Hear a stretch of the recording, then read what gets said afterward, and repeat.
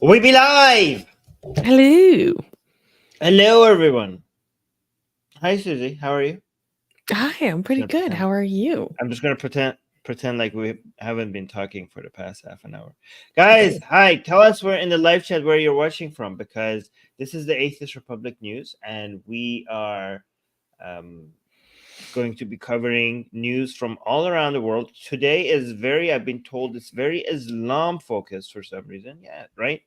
So today, for some reason, it's not as if that's been pretty predominant in the news for the past 2 months. Right. That makes sense. That actually makes a lot of sense. Okay, so we have people watching from all around the world. Let me see. We have Zaid watching from Jordan.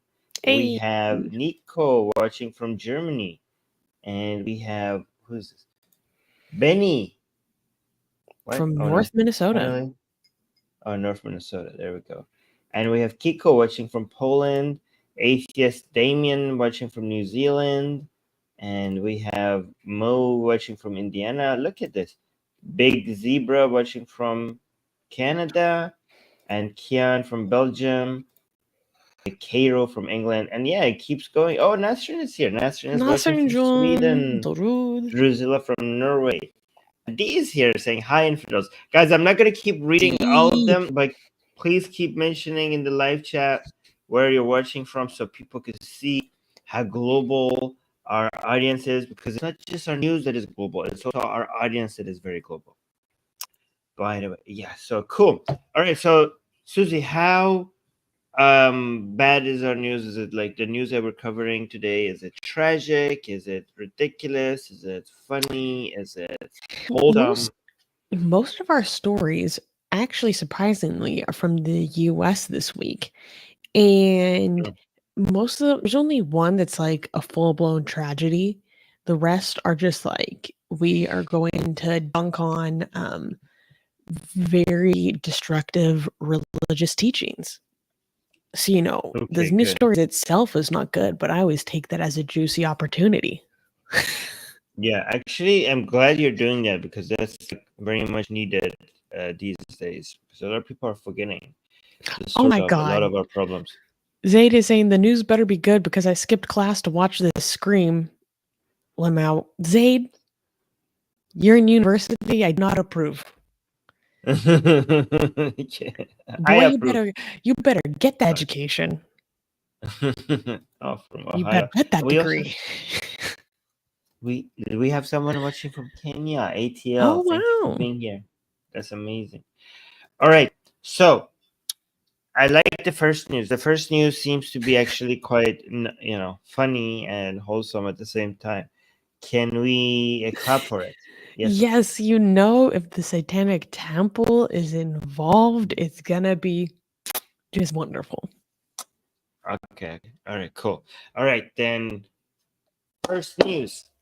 The Satanic Temple's greatest troll yet. In a bold and controversial move, the Satanic Temple, known as TST, has launched the, quote, Samuel Alito's Mom's Satanic Abortion Clinic. A fully functional telehealth abortion clinic in New Mexico, provocatively named after the Catholic Supreme Court Justice Samuel Alito Jr.'s mother. The clinic, as Cosmopolitan reports, stands as a formidable challenge to the religious right's dominance over abortion law, offering abortion pills and 24/7 medical support, wrapped up in the mantle of a religious ritual. This isn't mere theatrics. TST's commitment to reproductive rights and religious freedom underpins their unique strategy. Chalice Blythe, a spokesperson for TST, explains, quote, the seriousness of our intent and beliefs is reflected in our work. Having a sense of humor about it is not a bad thing. Their approach combines legal acumen and and public engagement to challenge prevailing abortion restrictions, leveraging their status as a religious organization to claim similar protections to those used by Christian business owners denying services on religious grounds. While facing criticism from various quarters, TST's clinics embodies a radical fusion of healthcare and religious practice, aiming to redefine the landscape of reproductive rights.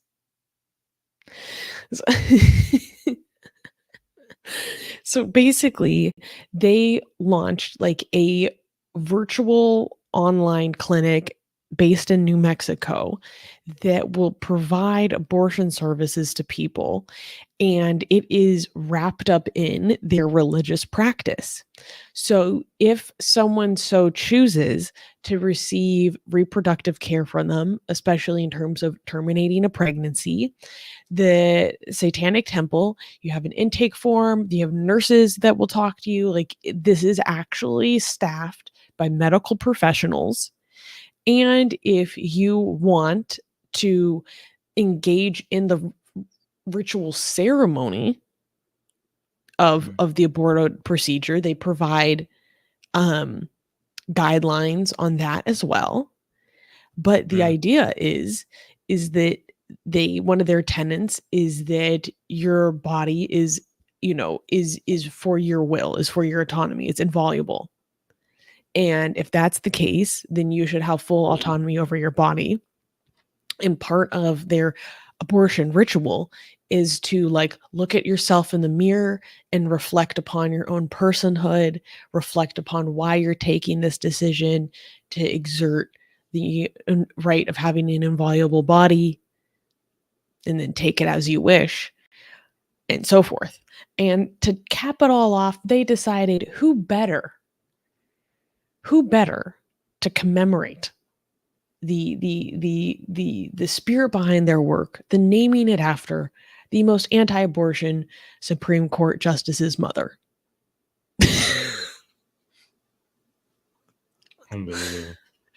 So are they trying to take advantage of like a loophole, like a religious privilege loophole within the law? Exactly. That's right. So and does that work? This is going to play out in the courts, because in New Mexico, my understanding is that they haven't had abortion completely restricted as it has in other places, and they've been using, so basically they're coming at this from the perspective of religious freedom. And so for example, they sued in Indiana to try to reassert abortion rights within Indiana using a religious freedom argument. And unfortunately, in Indiana, as of October 25th, actually, that suit was dismissed. But on a technicality, it was dismissed because of a lack of jurisdiction or jurisdictional right, or can't remember the word I'm looking for, but basically they're thinking about doing an appeal. But basically the idea is that this should be there's multiple angles in which they approach this kind of argument, and combined all together, it actually makes it quite strong. So one of the arguments that they make is a right to privacy. And so you should have a right to privacy over your own essential like body organs. Another argument that they make is about in our Constitution, well, not our Constitution, my Constitution. I'm American. You're not. Cry about it. And I'm kidding. I'm kidding. I can't hear you over my free healthcare. Yeah, exactly. So another argument they make is that plus we don't need to do these kind of things for abortion in my country. So, you know what? I mean, yeah, sir, you got a point. You got a point. Yeah, you don't need to do these dances, this freaking tango just to get reproductive health care. You know what? You're right. Yeah. So But let me be honest. To be fair, I do get my free healthcare because we have a giant ass military right next to us, which makes us be able to save on military budget to be able to afford free healthcare. So there's that as well. Yeah. But anyways, You're welcome. Because we're holding the frickin' wall. Anyways, another argument they make is that being forced to carry a pregnancy against your will is a form of involuntary servitude, which is a violation of our constitutional rights. And then another argument that they make is again about religious freedom. And what's really interesting is that there are actually multiple other religious organizations suing in states with near total abortion bans on the basis of religion as well. So there are Jewish organizations suing in different states about this, especially in conjunction and collaboration with Americans United for the Separation of Church and State, one of the best organizations preserving secularism in America.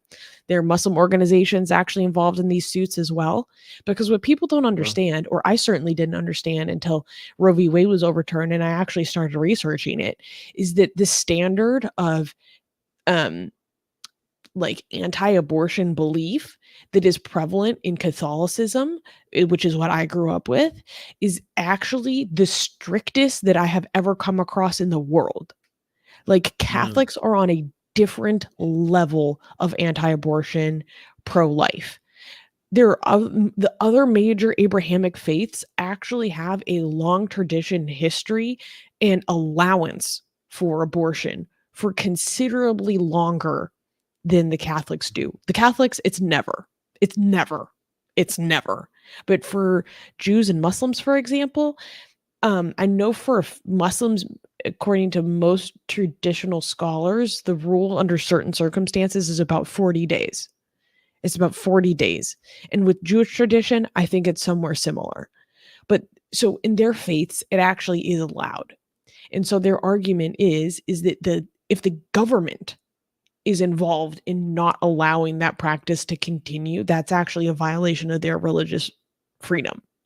Because in their religious practice, that's fully allowed, fully permittable. And so the Satanic Temple is offering another distinct approach, but they take it further because their practice is about bodily autonomy in totality, not just about like the 40 days until quote unquote ensoulment. If am I making sense? Yes.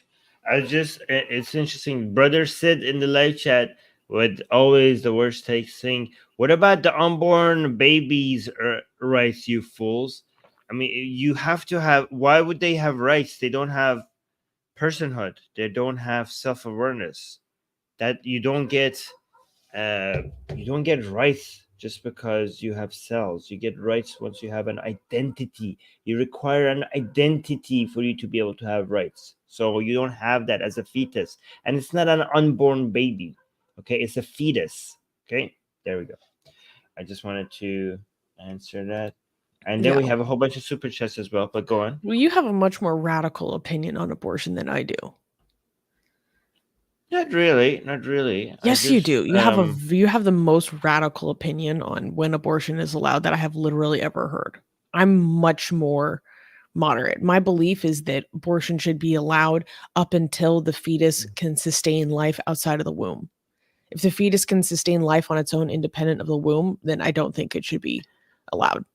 My entire argument is based on the harm that it could do to the mother and to society, and I'm very flexible about what that may be. This is a medical question rather than an ideological question, right? My entire point is that I have no concern for the fetus beyond the mother's concern for the fetus and the mother's health, right? Yes, obviously, even in my scenario, that should be a priority. So I just say I don't care about the fetus. So if you tell me, like, I say, like, oh, okay, why not just 1 day before birth? And like, oh, okay, because it's bad for their health. Or like, okay, then the limitation is the health. That's my entire I'm not a medical expert. I'm just saying we have to take into account everything that could harm the mother, or both emotionally and physically, right? And that, all I'm saying, I don't know where that line is. I'm just saying, in this calculation, I don't take into account the fetus at all, because it's not a person. It has no identity. It's not self-aware. I only care about the mother. That's what I'm saying. So you're saying like, oh no, the line should be here, not be here. As long as those standards are based on the mother, I'm okay with where we figured out. That's a medical question. Does that make sense? Yes. Okay. That's considerably more reasonable than what I've heard you say in the past. Well, I just don't know. Like I don't. So I was like, okay, why not 1 day before birth? And if the reasoning that you give me is based on medical consideration for the mother, I'm like, okay, then do it earlier, I guess, right? Yeah. Oh man, I want to dig into this more, but that's not what we're here to talk about. Because that's not the craziest thing I've heard you say about this. Right. Well, I always do mention when I'm talking about this that I'm not a medical expert, and Of course. I will submit to the expertise of the experts. I always say that. So there we go. We do have a whole bunch of super chats. Thank you, guys. Do you want to highlight those and read them? Yes. Okay. So, SSSPPP just gave us 666. I can't remember what currency this is, but thank you for the 666. Hail Satan. Wait, let me check. Nasrin June, thank you for the super chat. She's saying, love you guys, Swiss. and I love watching your shows. Oh, it is Swiss. Okay. This is Swedish. Oh, you didn't? Yes. Thank you, Nasrin. I'm learning things. Gasian American, thank you for the super chat, saying, why don't Catholics see it as returning the soul to sender? Because it's viewed as fundamentally, it's viewed as us trying to mix and manipulate God's perfect design and his perfect plan. And that's essentially like almost blasphemous. It's not all right. That's why they're against condoms, because it's you interfering with God's perfect design. What about glasses? Is glasses bad? Like, wouldn't that be interfering with God's perfect design? Exactly. And that's why the only consistent Catholics are also against IVF. But are they against glasses? If you're an anti-abortion, pro-life Catholic, you should also be against IVF. Because that's interfering with God's perfect design. If God was going to make you infertile, you have no right to try to take actions to make yourself fertile. But you don't see that as much. There are some that are consistent on that. There are some, but you don't see it as much. Anyways, GJ, thank you for the super chat, GJ. He's saying, hi from Holland. Sorry I'm late again. Can you recap Atheist Republic's YouTube policy changes announced last week and their underlying motivations? I have no idea what you're talking about. We have no policy changes. Yeah, we don't have policy changes. I mean, we had to do the show a few hours earlier last week because I was traveling, but now we're back at a normal time. I think maybe that's what you're talking about. But thank you for the super chat. Oh, and we just got 666. I'm not sure what the name of the currency in Kenya is. Oh, Kenyan currency. Okay, cool. Hail Satan. Thank you. Everyone, hail Satan in the live chat. Is this our first super chat from Kenya? I think this is our first super chat from Kenya. I think so. Wow, that's amazing. Pretty cool. That's pretty cool. Yeah. And guys, thank you so much for your super chats. Your super chats do a lot to support the show. It does a lot to keep the show going every week. So thank you for all your support. And also, it's very fun to see everything that you guys have to say, your opinions, your commentary. GJ gave another super chat and is throwing in a question saying, at Armin's very late abortions, why not extract? And to be clear, what I'm referring to is, I have heard you say before that abortion terminating a pregnancy should be fully allowed literally 5 minutes before birth. Oh.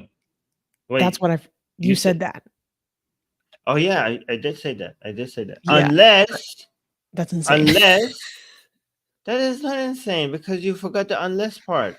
Unless what? So why shouldn't just say why shouldn't we have abortion 5 minutes before the birth? Why not? Just in one sentence. One sentence. Just my opinion is that if that fetus can sustain life independently of the womb, then that is much closer to murder than simply terminating a pregnancy. Because that being could have lived independently. Okay, so you're doing you seem to being a virtue ethicist. I'm just looking into consequences, right? So Sure. so looking at the consequences, can you give me a reason why we can't have an abortion 5 minutes before birth, like consequentially?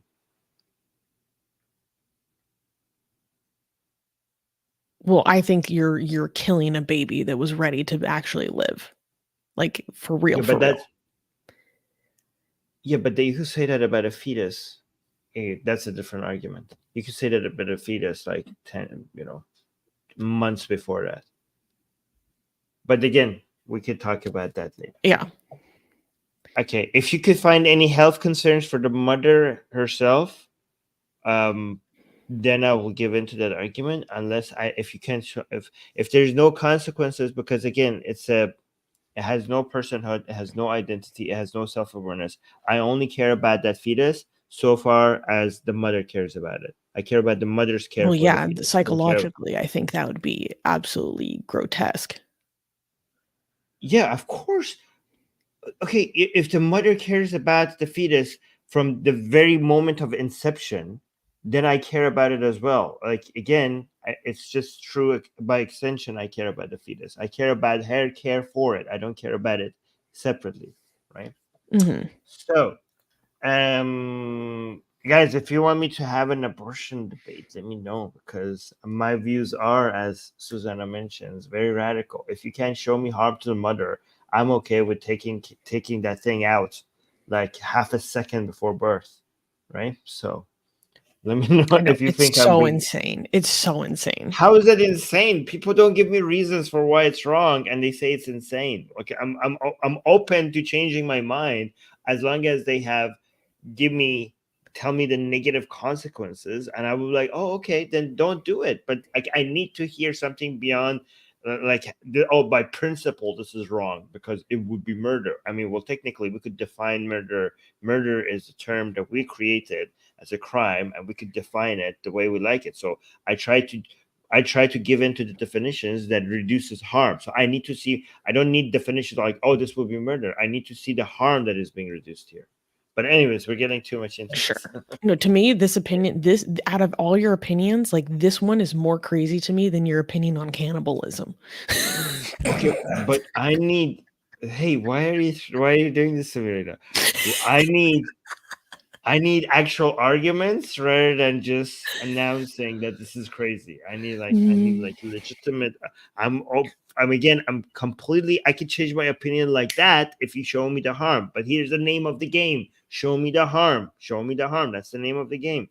Anyways, let's go to. We got a whole bunch of other super chats. Okay, well, maybe if I didn't wake up at 6:30 a.m. to prepare for the show, my brain would be at a place where I could go toe to toe with you. But right now, I'm not prepared for this. Don't worry. Nobody is prepared to have a debate with me. Nobody is. So no. All right, let's continue. Let's do this. We got a whole bunch of other super chats. And someone is saying that late-term abortions are incredibly rare. It's a silly argument. I mean, yes, it is. It's true that it's incredibly rare, but it's not actually argument, not. It's a hypothetical. Exactly, it's hypothetical. That it should be important to discuss this. Yes, this is the hypothetical to evaluate where our moral stands, like where our standards are. You do this constantly in moral analysis. It's not it's an assumption. It's not an argument. Okay, yeah. Let's go to. Anyways, we just got a buttload of super chats. I love to see it. Sakai is saying, I consider the cutoff to be approximately 26 weeks. Exactly. Same, Sakai. Same. And this is much more in line with how most people sit. This is like very normal, middle of the road opinion. This is so typical for Americans. This is reflective of most people's opinion. 26 weeks. After the first early signs of consciousness and pain receptors become monitorable, unless the mother's health is at risk, which is a priority, of course. So, just putting it out there. Lucifer Christ gave us, I think this is from Malaysia, gave us 6 Malaysian rupees, ? Is that the name of their currency? Anyways, saying any good books on free speech? You could go to the free books written by the Enlightenment thinkers, all the writings of, start from, John Locke, Voltaire, all those guys. Yeah. Voltaire. But there might be work by Voltaire. Read works by Voltaire. Oh man, I want to find. I'll go to the next super chat I while you can't do that. remember. I know I have a recommendation. Oh man, I wish I could remember what it's called. Okay, I'm gonna go to the next super chat while you look Yes. for it. Okay. You want to read this one or should I? Angel Aris, thank you for the 666. Hail Satan. The fetus isn't a living human until its lungs expand during labor. That's their statement.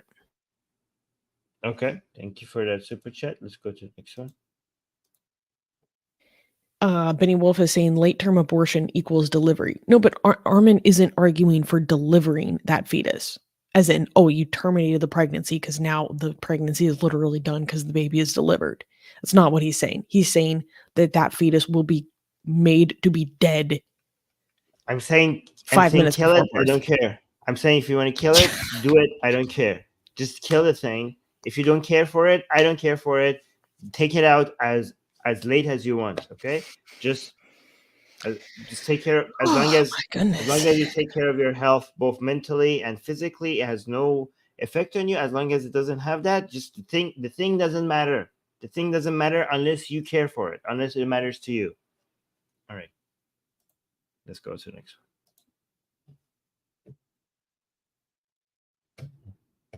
Oh, GJ saying, I heard Armin announce he's doing more YouTube streams. Oh, if that's what you mean by policy change, I mean, it's not a policy. Armin's just doing more streams over here. Yes. He's doing more live streams. Working harder. Yes, the new policy change is work harder, Armin. And the reason behind that is because that would be good. I mean, that's all I can say. It would be good to go live more often and connect with you guys more and bring you more, about the reason behind it is because there's a lot of nonsense. Islamism and wokeism is spreading faster than a lot of people anticipated. So I'm trying to double up my streams. So in response to that, there you go. Oh, for someone asking about books about free speech, I would recommend the book that just came out called The Canceling of the American Mind by Greg Lukiakoff. I can't remember how to pronounce his last name, but just Google The Canceling of the American Mind. Benny Wolf, thank you. He's saying abortion is not killing the fetus. It is terminating the pregnancy. It is both. Yeah, that's, semantic. It's both. It's not. It's a false dilemma. You could be both at the same time. Again, fetuses don't matter. Okay, fetus lives don't matter. Just say that. # fetus lives don't matter. I hate that. Yeah, I know. That's why I say it. No, I'm kidding. I'm kidding. Don't get upset.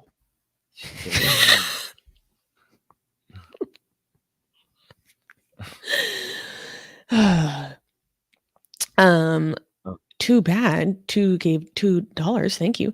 Saying new subscriber from Nashville. Y'all are great. Well, thank you, Too Bad. Thank you for joining the AR militia, the AR army. We are growing strong. We are on the route to 50K. So that's a good reminder. If you are here and you're not subscribed, you need to subscribe because we're here every week. Our ministry meeting multiple times a week. It's getting juicy. It's getting fun. I mean, it always has been. And also, if you're here and you have not liked the stream, like the stream, because we're about to dive into some nonsense right now. So you guys better hold on to your britches. hold on to your britches. Thank you for joining. Okay. Can I clap for the next news? Oh God, this is going to be wild. Sure. Okay. I'm going to put my Muslim hat on and I'm going to evaluate whether what these people are saying are actually Islamic or not. Okay. So can I? Oh, it is. You said sure? Okay. Okay. It is? Okay. All right. All right. Let's do this. Okay. Ready, guys? Next news. Next news. American Imam praises martyrdom for Allah as upgrading from economy to first class. In a recent sermon, Colorado Islamic scholar Karim Abu Zaid controversially discussed martyrdom in Islam, likening it to, quote, an airline upgrading you from economy to first class. Abu Zaid's metaphor, aimed at glorifying death for religious causes, raises serious ethical concerns, particularly as it appears to promote a glorified view of death and conflict. His statement, quote, you booked economy and the airline tells you we upgraded you to first class, not only trivializes the gravity of life and death, but also dangerously romanticizes the concept of martyrdom. Furthermore, his critical remarks about Israeli soldiers and the endorsement of violence against them reflect a worrying stance that could incite further conflict rather than promote peace and understanding. Abu Zaid's rhetoric, while reflecting a certain religious perspective, disregards the broader implications of advocating for death in the name of religion, particularly in a world already rife with religious and political strife. This is so funny because this is about Abu Zaid. Zaid in our live chat is saying, "Hi, Dad." Abu Zaid means father of Zaid. Abu means father Zaid. Well, I hope your dad is better than this guy because we're about to watch his statements, and I want everyone to hold on to their pants. Yeah. So, and I also want to I want you guys to keep in mind that this is a person that is preaching in the middle of Colorado. So, let us watch his statements and judge for ourselves, Armin. I have to refresh this. It keeps doing that. I know it sometimes does that.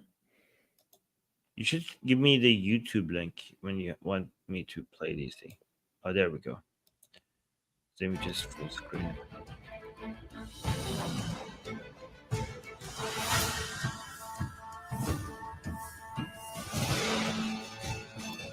Oh, it's gonna be in English, right? So we don't need to read it.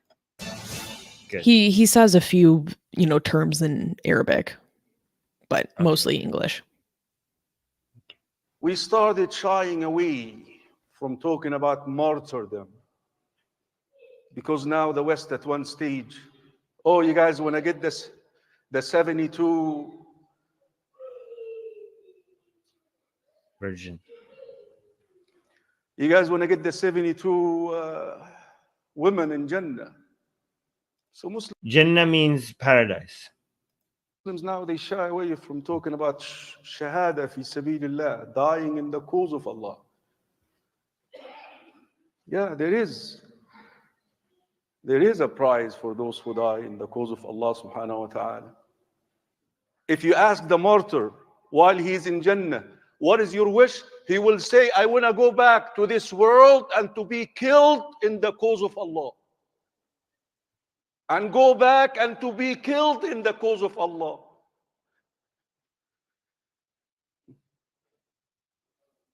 That's martyrdom. They believe that. Those people believe that. Imagine, all of a sudden, look at these guys. They bomb their home. They have no homes. And they are fleeing from the bombs. And imagine, so here you are in this world, you're looking for a place to hide. And by all of a sudden, you find yourself in Jannah. In Jannah. The Prophet ﷺ says that the souls of the martyrs in the bellies of birds, they fly wherever they want to go in Jannah. They received upgrade. You booked a economy class, and the airline tells you we upgraded you to first class. Don't worry about them. These cowards, we know that. We see the videos. They go and fight those few. Yeah, they are under the ground. They can stand in their face. They beat them up. They run away. So they go and they take their anger on women and children. He can only fight you from behind a wall, an airplane. Now they don't even fly the airplane. They have something. Remember, one day, Allah will give Muslims drones too. Rocks. This is where it gets juicy. A rock one day will call. Wait, wait a second. Hold on. Muslims will one day get drones too? Okay. One day will call. I mean, they technically have drones now. I don't know what he's talking about, but okay, let's see. Okay. Let's see what he's saying. Drones too. Rock. Let's go back. Now they don't even fly the airplane. They have something. Remember, one day, Allah will give Muslims drones too. Rocks. A rock one day will call upon a Muslim, come behind me. There is a drone. That's a drone. The rock will call a Muslim. Come behind me. He's behind me. اللهم إنا نسألك بأسمائك الحسنى وصفاتك العلى أن تنصر إخواننا المستضعفين. Wait, what happened to that story? Hold on, let's finish this stupid. Okay, oh Allah, we ask you to support our oppressed mujahideen brothers fighting for your cause. أن تنصر إخواننا المستضعفين المجاهدين في سبيلك يا رب العالمين. زلزل. Oh Allah, shake the ground beneath their enemies' feet. الأرض من تحت أقدام أعدائهم يا رب العالمين. اللهم زلزل. Oh Allah, shake the ground beneath their enemies' feet. Okay, same thing. الأرض من تحت أقدام أعدائهم يا رب العالمين. اللهم ملكهم. Oh Allah, give them the necks of their enemies, or give the Muslims the neck of the enemies. رقابهم يا رب العالمين. اللهم رد. Oh Allah, make the plots of the Zionists, the Arabs and the others backfire on them. Okay. كيد الصهاينة. So I was talking about, okay. من العرب وغيرهم إلى نحورهم يا رب العالمين. Or what was that? Drones are now hiding behind rocks? I don't get that. No. He's saying, because he's basically calling the Israelis cowards for using drones. Okay, and one day Muslims will have their own drones, is what he's saying. Okay, by the way, there are many Muslim nations that have drones, for the record, Iran being one of them. And then he goes on to say that don't worry, though, because one day Muslims will have our own drones, and that our drones will be the rocks. And when he's saying it, he's not actually he's not saying the word, the Jews, the Yahud. He's leaving that part out to kind of couch or hide what he's saying, but he's referring to the end times prophecy that when the end of days comes and Muslims come to take over the entire world and establish a global caliphate, that even the rocks and the trees, except the Garqad tree, anti-fascist icon, the Garqad tree, will be the only tree that will not come to speak to tell the Muslims that there is a Jew behind me, come and kill him. Yeah. So he's saying one day those rocks will be our drones. Yeah, so the summary of version of what Susanna just said is that at the end of times, Muslims will be going around and killing all the Jews, and the Jews will be hiding behind trees and rocks, and there will be a miracle. There will be an Islamic miracle, and the trees and the rocks will speak and say, "Oh, Muslim, come! There's a Jew hiding behind me. Come and kill him." And again, we showed this multiple times. This is authentic hadith. This is a fundamental part of Islamic teaching, and there's no way of separating that from Islam, right? But when he was speaking, I kind of misunderstood him, and I had this imagery because he was like the drones hiding behind rocks, and I thought that because the drones are Jewish as well, and the Muslims are now chasing the drones with rocks, and the drones would be hiding behind rocks. The drones will be like, oh no. I was just having this image of this drone hovering behind the rock and like looking around, and Muslims are fighting it with stones. I don't know why I had that image. I have a question. Why don't they go to fight and die? Like, why is he there? Right, he's in Colorado, right? That's not a place to die. I mean, there's very unlikely for you to die in the cause of, for Allah. Like, why is he not just going to Gaza? Or there are many other opportunities out there. I mean, you could go to Syria, you could go to Iraq right now, you could go to Yemen, and that will significantly increase your chances of being murdered. I mean, if you truly, truly believe that becoming a martyr is the best possible thing that could happen to you, why don't they just go? Do you have any explanation for why don't they go? So I think what he's trying to do is basically, for lack of a better term, like it's a cope. So, because what he's saying to his audience is explaining to people how those who are dying in the cause of Allah in Gaza, as he frames it, don't worry about them, basically. He literally says in that video, don't worry about them. Yes. So it's supposed to be, I guess, like psychologically comforting to the people that are heartbroken about their Muslim brothers and sisters in the Ummah, like being killed as civilians in Gaza, which is genuinely heartbreaking.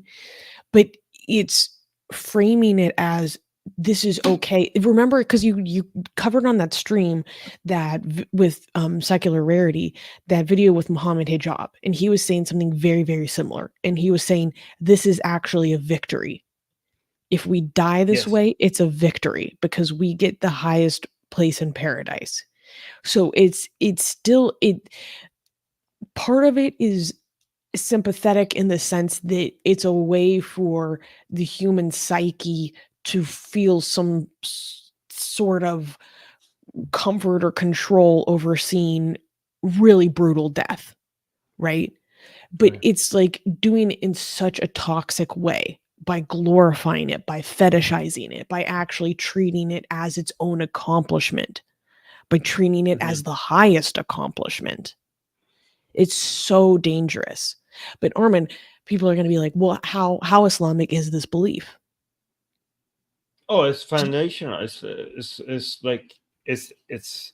I mean, the concept of akhirat versus dunya, and this life being insignificant compared to the next one, and the best possible outcome for you in the next one is martyrdom, and there's nothing higher than martyrdom. Martyrdom is so central within Islamic teaching. There's, I mean, if you take that out of Islam, it's not even Islam anymore. That's how foundational this belief system is within Islam. So yeah, it is very Islamic. I just still don't know how Muslims, I mean, I know but I'm saying this for you. How much do they genuinely believe that? Okay? Because if you genuinely believe that, you wouldn't be where you are. You wouldn't be in Canada. You wouldn't be like in United States. Because why would you spend your time focusing on things that improves this life when this life is so temporary and the other one is infinite? And the best thing you could do for having that life the best it could possibly be for you to go get murdered, then why are you even going to Canada and US like this guy or wherever they for the sake of having a decent life or some peace or some um you know to reduce your hardship and bring, I mean, I don't understand any of this. Like, you should be, why are you, like, you might lose your chance. You don't know what's going to happen tomorrow. You might get hit by a car. That's not becoming a martyr. Tomorrow you might get sick and hospitalized and die, and that's, you miss your only chance to get the highest place in heaven. And for eternity you're going to hate yourself. Even if you're in heaven, you're going to be like, oh my god, for eternity I'm in this part of heaven where I could have been in the higher part of heaven. Why did I not go and become a martyr? I just don't understand. How do you don't come up with that conclusion? Why are you doing what you're doing? You should leave everything and just do. I mean, I'm not saying you should do that. I'm just not. Yeah.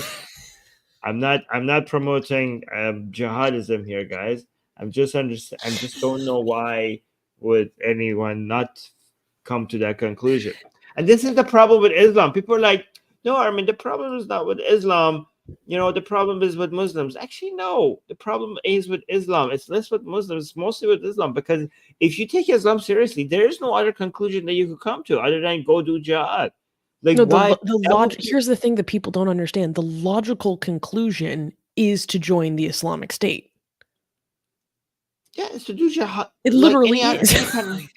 Yeah, or to do any kind of job. There's so many opportunities. It's not just Gaza. You could go in Africa right now. There's a lot of Muslims there fighting and dying all the time. You could be the lucky other one that dies there. Like, why wouldn't you? Again, guys, so understand that given the premises of Islam, foundational and central within the Quran, the logical conclusion would be to go do jihad.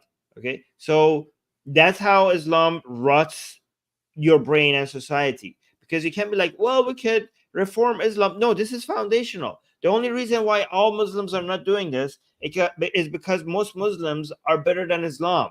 So the problem is with Islam. If you want to see what is causing a lot of this chaos, it is the Quran. I mean, like, oh, we could change Islam. Well, you have to change it so much that it's detached from the Quran. So unless you could detach Islam from the Quran, then this is what you have. Exactly. I think what I find very difficult is like people just don't understand that.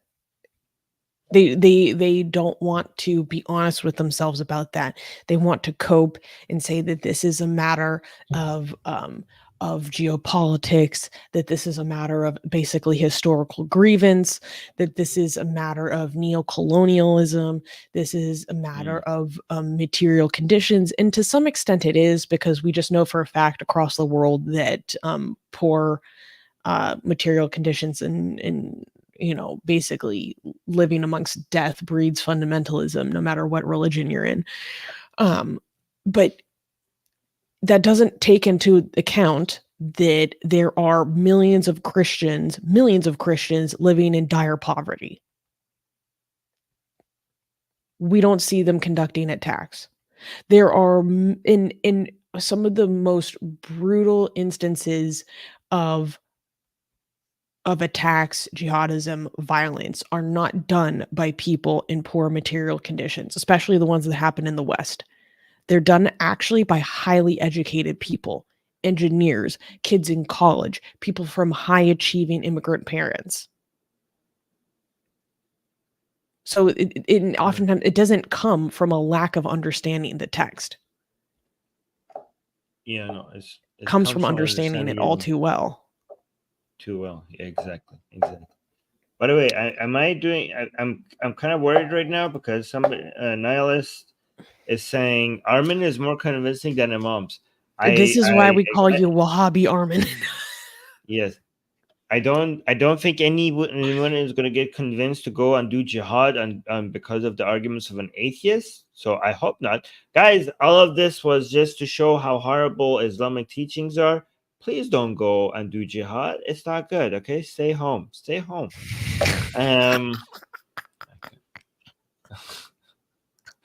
All right. I never thought I never thought I would say that. Please don't go do jihad. Okay.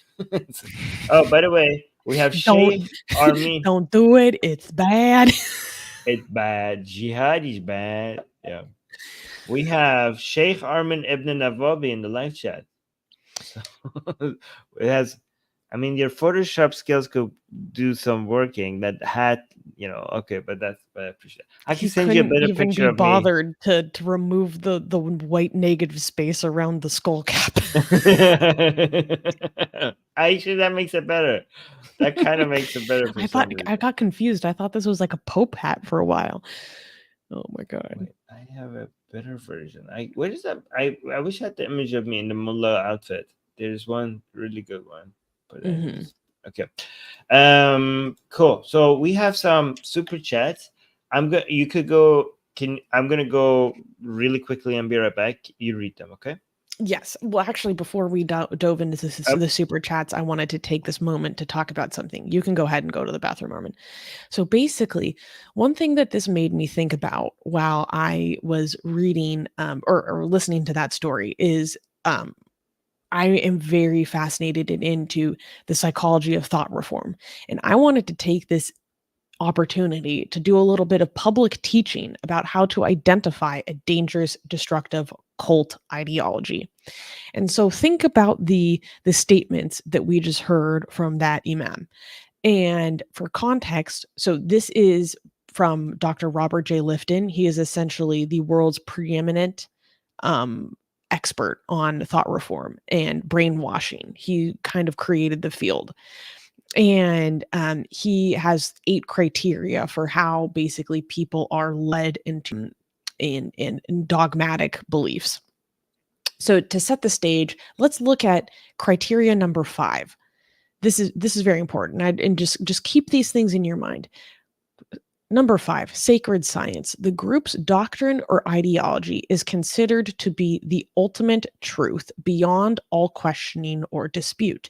Truth is not to be found outside the group. The leader, as the spokesperson for God or for all humanity, is likewise above criticism.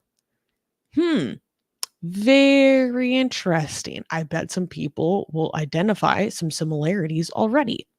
Okay, let's go ahead and skip down to number 7. Number 7, doctrine over person.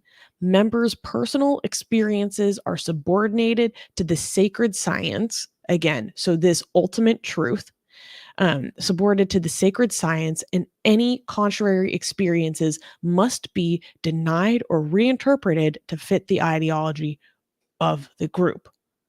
So the idea is always more valuable than the individual. That's what they're getting at here. Number 8, dispensing of existence. The group has the prerogative to decide who has the right to exist and who does not. This is usually not literal, but means that those in the outside world are not saved, they are unenlightened, unconscious, and they must be converted to the group's ideology. If they do not join the group or critical of the group, then they must be rejected by the members. Thus, the outside world loses all credibility. In conjunction, should any member leave the group, he or she must be rejected also. So these are very important things to know about and identify, because you know that if there are groups or ideologies that are acting in this way, promote this way, they are inherently going to be destructive to human flourishing. And I bet there's some people that already recognize some patterns. So I just thought, and you know what? In the next story, I'm going to continue with another example, but we're going to get to that in a second. A little teachable moment, because there are teachable moments. Okay. So we have a lot of super chats and start comments to get to. Yes. So GJ, going back to talk about the abortion event debate, he was saying that he falls more around 22 weeks, or maybe he means that he was born at 22 weeks, and he had a colleague that was born at 24. Wow. Very, very preemie. Wow. Benny is saying, no, sorry, was behind. Love you guys. Not sure what you're talking about there, Benny, but we love you too. Thank you. But thank you, Benny. I love this comment from Darko. He's like, I'll be flying coach. Thanks. I don't need an upgrade to first class. I will take economy. Thank you very much. Newman gave us a super chat saying, how is my only real Atheist Republic family doing? I'm doing good today, Newman. I'm almost recovered from being sick. My chronic illness is kicking me in the face today, but that's okay. This is how it goes. Besides that, I'm doing good. Armin, how are you doing? I'm good. Thank you for asking. Okay. How are you, Newman? Yeah. Asian American is saying, is he casting a spell? When the guy was reading the Quran, I think that's when he said that. Yeah. And I love this comment from Dee. This just made me laugh so hard. So she's talking about the trees and the rocks during the final days, revealing the location of the Jews. And she's saying, if basically saying, what is going to happen if the trees and the rocks speak Arabic, but most Muslims around the world don't speak Arabic? Right, that's a good one. What are we going to do?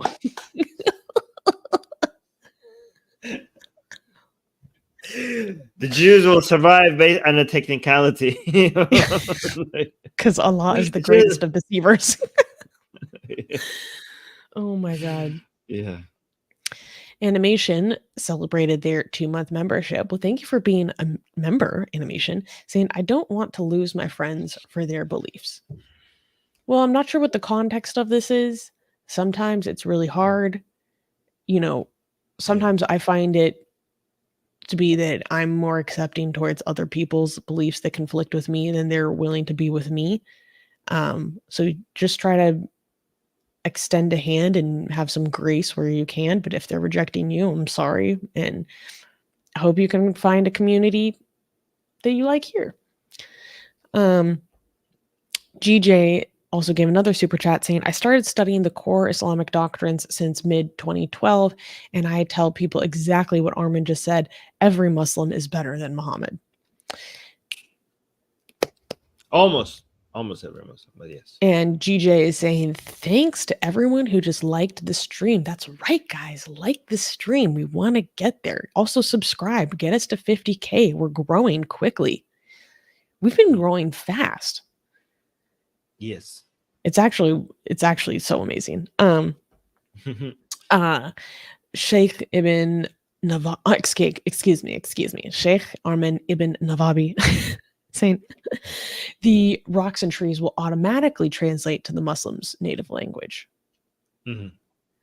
Oh, well, shoot. Yeah.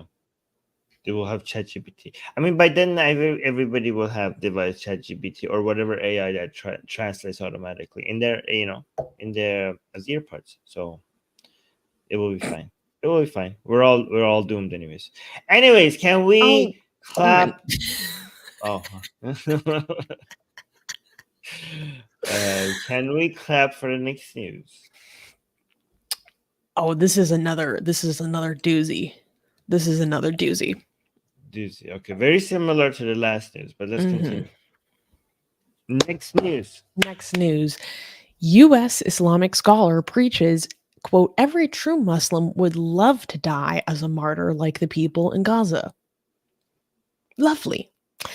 In a lecture that has stirred significant criticism, Texas Islamic scholar Mohammed Bajur spoke about the situation in Gaza, framing it in a way that seemingly glorifies death and conflict.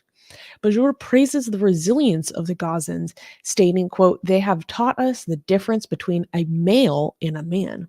They have revived the faith in our hearts. But his perspective is contentious for its apparent endorsement of martyrdom, suggesting an alarming valorization of dying in conflict, a stance that risks promoting a dangerous narrative in already volatile circumstances. Bajur's focus on the Gazans' ability to, quote, throw horror in the hearts of their enemies and his prayers for the defeat of those enemies intertwine religious devotion with political conflict, potentially exacerbating tensions. This approach, while possibly intended to empower and inspire, could be interpreted as encouraging a viewpoint where military and ideological struggles overshadow the sanctity of life, contributing to a cycle of violence and retaliation in a region fraught with long-standing conflicts.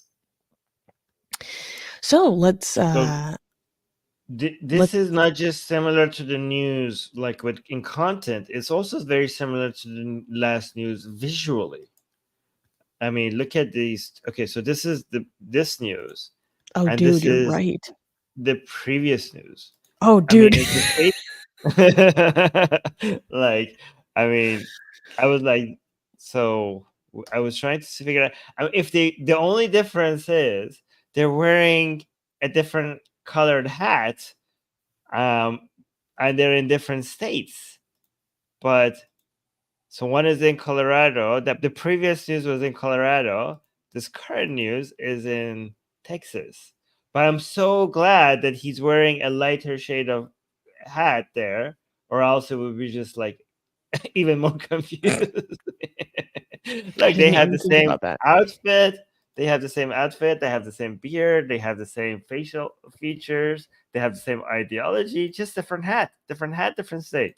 That's it. Yes. Oh yeah.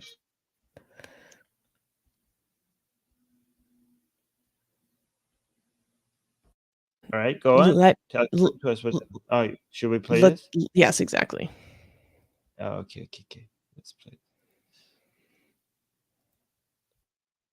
Oh, I have to refresh again. This is it always does that. I know it does it for me too. There we go.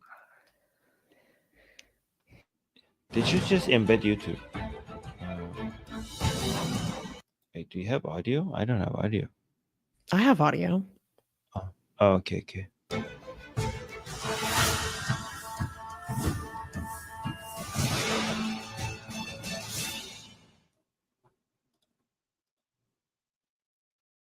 We are all suffering and bleeding about seeing all these children dying, all these families dying, all these young kids wounded, severe wounds. That does not mean in any way that they lost and they were defeated. They are the most resilient people. They have taught us the difference between a male and a man. They have revived the Iman in our hearts. They have exposed the enemy. So Iman means faith. So they have like strengthened the Iman within us. Yeah, they have revived the faith in our hearts. That's what he's saying. The difference between a male and a man. They have revived the Iman in our hearts. They have exposed the enemy. They have ruined their economy. They have thrown horror in their hearts. They have exposed them now. Many Muslims, many non-Muslims know the truth. So these people won in the dunya by not giving up, and of course in the akhirah. See, dunya and akhirat. So I keep telling you about the difference between dunya. Dunya means this world. Akhirat means the next world, the hereafter. Right? So you constantly will hear the dunya versus akhirat. So these people won in the dunya by not giving up, and of course in the akhirah by being shuhada. Because many people... Shuhada means murder. Oh, what kind of victory is he talking about, Sheikh? The people died. Wallahi, every true Muslim would love to have such a death. The biggest defeat is when you start thinking that the military victory is the only victory. Again, the same mentality. Or what they have achieved. We have. Yeah, exactly. By the way, he's like, what he's saying is so basic Islam that I don't even know why he's saying that to his audience. Because everybody, like Muslims you grew up with these ideas. Like, you should know this. Like, why are you giving this lecture? This is like Islam 101 right now. Military victory is the only victory. What we have achieved in Gaza, or what they have achieved, we have done nothing. What they have achieved in Gaza is something that you only hear in the stories of the Sahaba. Allahumma ansur al-Islam wal-Muslimin. Allahumma azza al-Islam wal-Muslimin. It's always the spell casting at the end, right? So you're right. Like, we should call it spell casting. You just say a whole bunch of gibberish and then the spell casting part. Oh, Allah support Islam and the Muslims. Oh, Allah grant glory to Islam and the Muslims. Oh, Allah guide us to what you like and what you approve of. Ya Allah. Akrab, but no, that's another one. Oh, Allah give them victory. Give them victory, Ya Rabbil Alameen. Ya Allah. Oh, Allah defeat their enemy. Defeat their enemy, Ya Rabbil Alameen. Okay. I don't. What? This comment by Lucifer Christ. The difference between male and a man? Did he just separate sex and gender? I didn't know this man was pro-trans.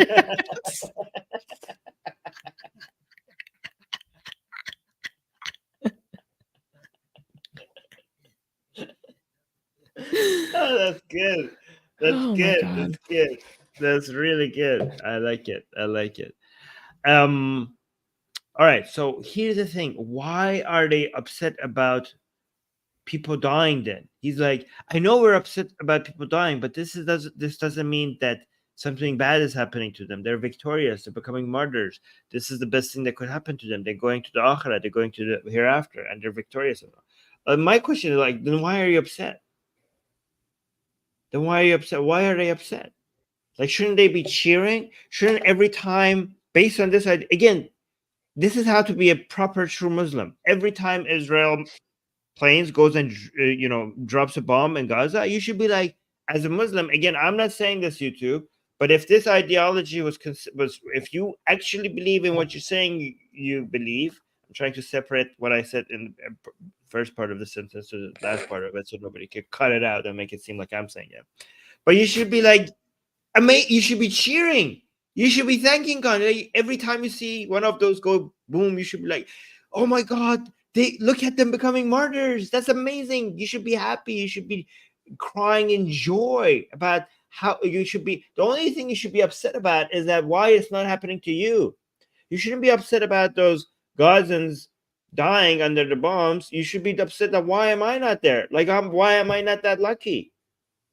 Again, I know this because I grew up under this ideology. I had teachers in school that cried in school about the fact that they didn't get to die in war. Like all my friends died in war and I survived. And they were upset about it. They were crying about it. This is why the Taliban, they were like, they're literally going through depressive episodes because they missed the opportunity to die in jihad. They're sad that they won because now they can't die in jihad. And they're they mentally losing it because of it. Like, what about our chance to die? So what again? So why are you upset every time you see one of the Palestinians? And again, this is why I'm saying they are not pro-Palestinian. We are, when we say we're pro-Israel and we're also pro-Palestinian, is because we care about people's lives. Your ideology should make you, every time one of them dies, it should make you happy. How is that pro-Palestinian? That's anti-Palestinian. So you're not just anti-Israeli. This ideology makes you also anti-Palestinian because you have to celebrate the death of Palestinians. And it's so disturbing to me, in which it is so incredibly common. Like, I cannot tell you how much commentary I've seen, especially, in particular over the past 2 months, about Islamic people, commentators across the world, across countries, across societies, insulting the Jewish people as an insult, to degrade them by calling them life lovers. They degrade the Jewish people by calling them lovers of life. That's an insult to them, because they say they love life because they fear Allah and his judgment upon them for corrupting his word when they die. Mm-hmm. So this is why they love life, and it's an insult. It's an insult to see the Jewish people's efforts to preserve life. It's one of the central religious tenets. Mm-hmm. And it's so disturbing. And I don't think that's highlighted enough. I don't think it's highlighted enough how that is used to degrade them. That's how twisted it is. That it's an insult, that it is a low, dirty thing that you love life. It's so inherently destructive. It's so difficult to translate this and get this through to people.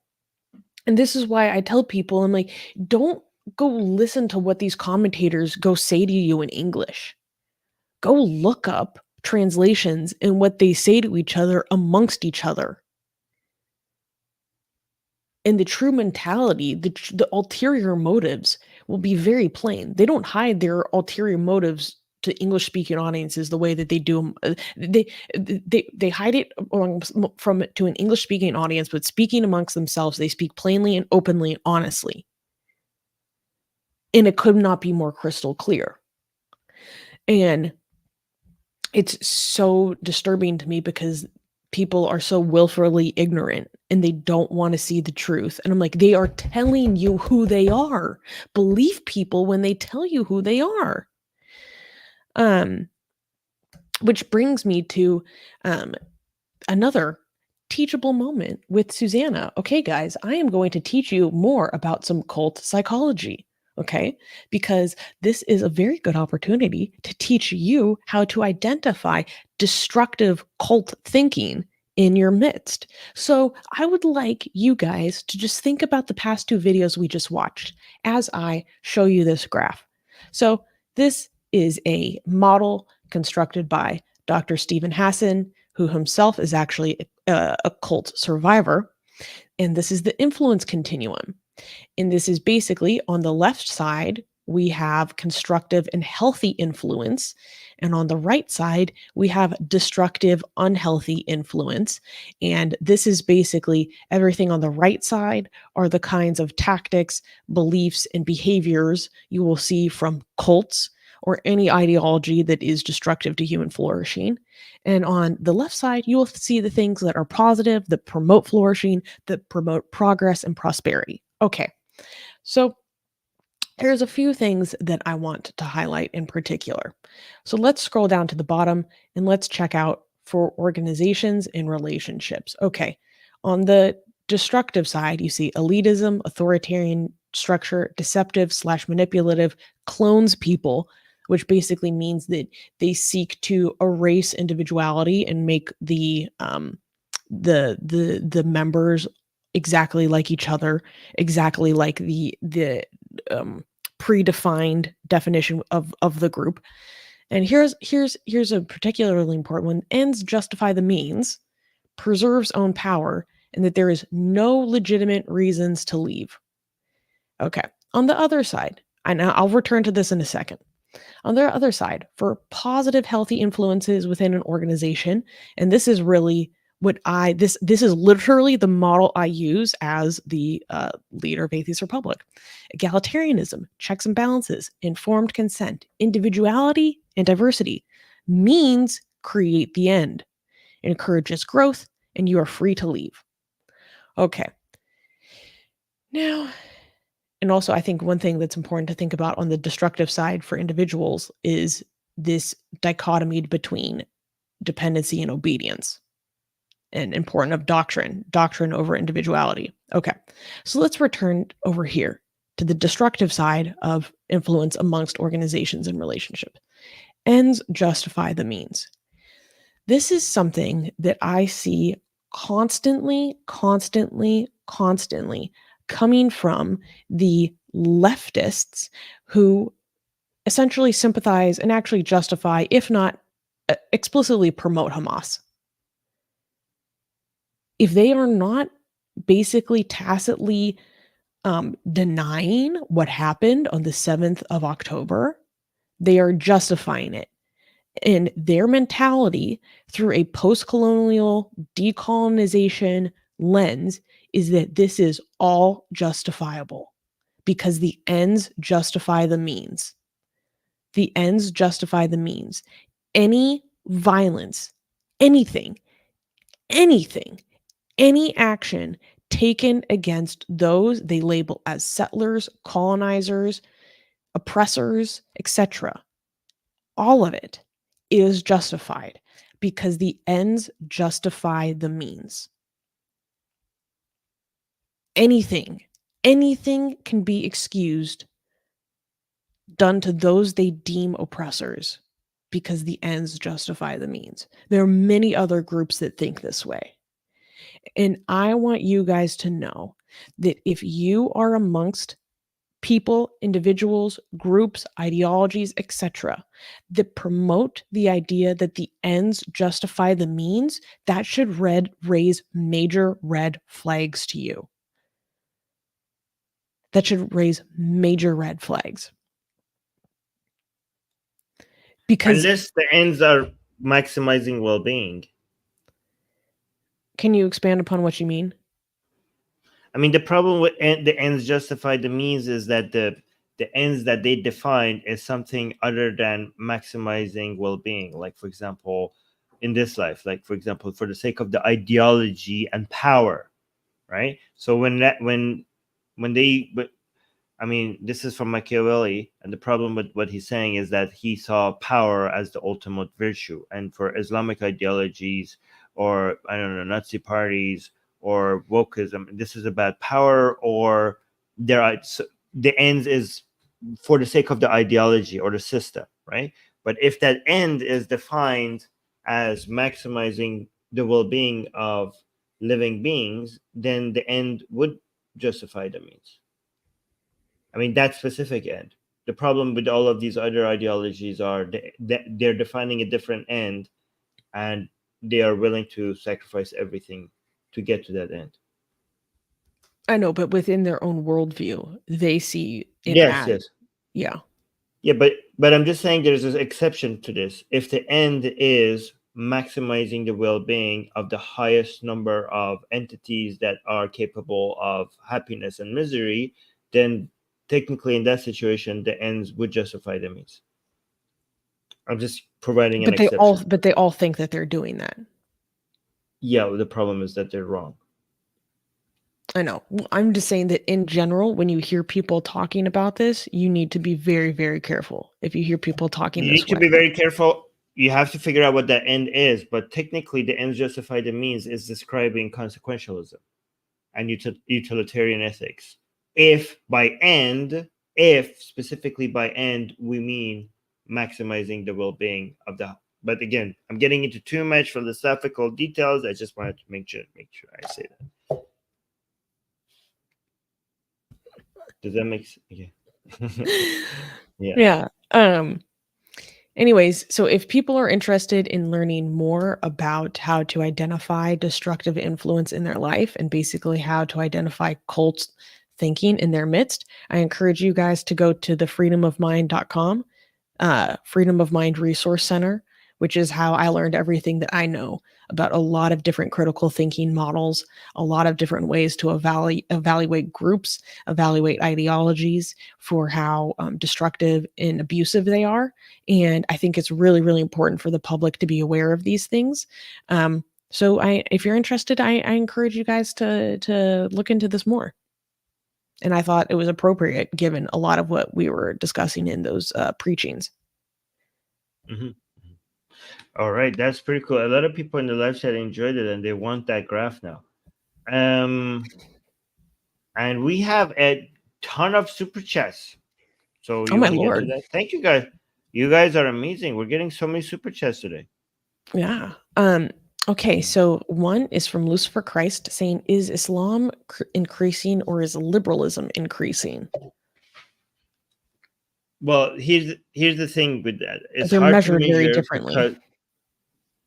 And it's also hard to figure this out right now because it's not just the numbers of people, it's also the strength of the held beliefs per individual, right? So again, this is not a scientifically way of analyzing this because we don't have data, or I don't even think we can have data about what I'm about to describe. But what we seem to be observing that could be completely wrong is that the numbers of Muslims are increasing. However, the amount of Islam per Muslim is decreasing. Okay, so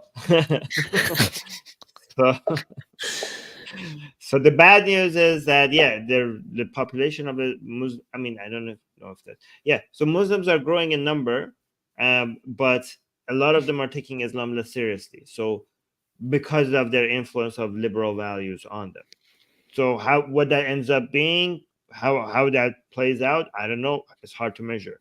And also when it comes to liberalism, also, it's not just Muslims who are taking Islam less seriously. Liberals, I mean, people who are supposed to be liberals, citizens of liberal countries are also taking liberalism very less seriously. So we have the problem on the other side as well. So just like Muslims are taking Islam less seriously, liberal citizens of liberal countries are taking liberalism less seriously. So what does that way of work saying out? It is that it's being corrupted. It's being corrupted. Yes, exactly. So the net effect is almost impossible to measure. So we don't know. The answer is we don't know. All right. So next super chat, Shuvo gave us $10 saying, happy Sunday, everyone. Also, thank you for the stream, Armin and Susie. Thank you, Shuvo, and thank you for coming to see me on my birthday. That made me very happy. Shuvo's the best to you guys. Such a cool dude. We have like the coolest people that are part of our community, I swear. GJ gave us €2 and saying Dutch anti-Islam party's election win today. So basically he's talking about how Geert Wilders won in a major way in the Netherlands. Armin, quick opinions. Quick opinions. We told you so, that this is what you get when wokeism and Islamism takes over. You're going to have a major shift to the right. I am concerned about these parties' protectionist ideologies and isolationist and protectionist ideologies, because I know a lot of people see this as a good defense against wokeism and Islamism, but the problem is that we liberal countries, liberal forces in the world need to come together. If the only way for us to survive this is unity between liberal powers. And unfortunately, the problem with a lot of these right-leaning parties, not all of them, but a lot of them, is that they don't believe in that. They don't believe in this global power that exists. That's their only hope against, the takeover of illiberal values. So when that's a response that people give to the rise of Islamism and to the rise of Islamic values in a country and the rise of wokeism, you're basically shooting yourself in the foot. So I don't know how much he's going to give in to his protectionist views. A lot of the times, a lot of these right-leaning politicians, once they come into power, they take a lot of that back. So I'm hoping for that. Again, there's no higher when it comes to who to support and who to root for. There's two checks. Okay, do they back Ukraine? Do they back Israel? Right? If you do these two things, to me, all other things are less important, because to me it shows that you are part of the politics that is going to enable more solidarity and unity behind the liberal forces of the world. So if you have those two things, if you're wrong about other things, I am less concerned about that, because we need that right now the most. Again, I'm willing to, even when it comes to religion, abortion, a whole bunch of other nonsense, if you have these two things right, if you are a country that wants to use the resources of your country to get liberal countries and liberal forces around the world to stand united and strong together against the illiberal takeover of the world, to me, that's the highest priority, and I will support you even if you have other bad takes. So this guy, by the way, in Netherlands, he's anti-EU, and that's scary to me. And I don't know what his stance are in supporting Ukraine. I don't know what his stances are in supporting of Israel. Well, they're saying that he he's does not support Ukraine. Okay, so that's a red flag. That's a major. That's a red flag. Yes. Yep, that's a red flag. Yeah. Okay. And then we have another super chat from Erkin. Thank you, saying again a pro afterlife sermon. No, I like that way of framing it. Yes, I mean that's the entirety of the Islamic teachings. The whole point of that. Yeah, but thank you so much, Erkin. Next we have GJ saying confused non-fighters killed by kuffar arms equals murder. Yes. I mean, civilians. Technically, yeah. That's how it works. That's how they're framing it. Yeah. Gagey American is saying, I think wokeists took give me liberty or give me death too literally. America's own self-aggrandizing propagandistic meme of our founding has mutated. I think you're right.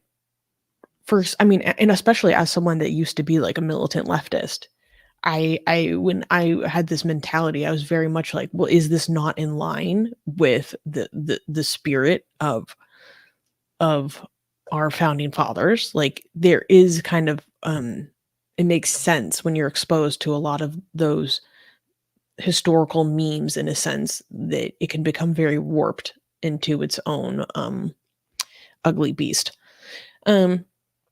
Mustafa is saying, you can also be liberal and Muslim. I got a new, better paying job. Get ready to see more of me. Well, congratulations, Mustafa. So here's the thing, Mustafa. Thank you so much, Mustafa. You can be liberal and Muslim, okay, but Islam cannot be liberal. Right? So there is Muslims can be secularist, LGBT friendly, you know, but Islam itself, to the core, is against all of these liberal values. So you can be a Muslim that is liberal, but because you're a Muslim that is ignoring Islam, that is not taking Islam. Yes, can you be a Muslim who takes Islam not very seriously and therefore be liberal? You can completely do that. Yes, you can. But there's absolute contradiction between liberalism and Islamic teaching. But yeah, let's continue. This is so funny. Gregory is saying, "Hi, I'm from South Africa. Our government supports both Russia and Palestine. Does anyone want to adopt me?" Jesus.